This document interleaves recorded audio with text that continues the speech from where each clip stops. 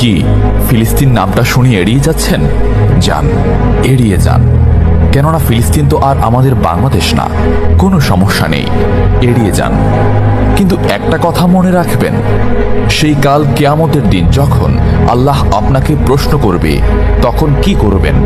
কি করবেন যখন জিজ্ঞাসিত হবেন যে কেন আপনি মজলুম ফিলিস্তিনদের পাশে থাকেননি? জানি উত্তর দিতে পারবেন না, কারণ আপনার নিজেরই জানা নেই এর উত্তর কি হবে। এখন হয়তো বলতে পারেন যে আমি কি করে ফিলিস্তিনে গিয়ে মজলুমদের পাশে থাকব, কি করে এত দূর গিয়ে সাহায্য করব? হ্যাঁ, এইরকম প্রশ্ন যদি আপনার মনে উদয় হয়ে থাকে, তাহলে অবশ্যই আপনার মনে অলসতা আর বজ্রে ভরা। এই আধুনিক যুগে অস্ত্রের চেয়ে পাওয়ার হচ্ছে মিডিয়া, তাই মিডিয়ায় বেশি বেশি করে তা প্রচার করুন। হ্যাশট্যাগের মাধ্যমে প্রতিবাদ করুন। এই ক্ষুদ্র প্রতিবাদ একদিন অনেক বড় প্রতিবাদ হয়ে দাঁড়াবে। বিজয় একদিন ইসলামেরই হবে ইনশাআল্লাহ।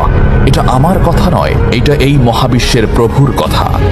একটা কথা মনে রাখবেন, ক্ষুদ্র ক্ষুদ্র বালিকণা, বিন্দু বিন্দু জল গড়ে তুলে পাহাড় পর্বত, সাগর অতল।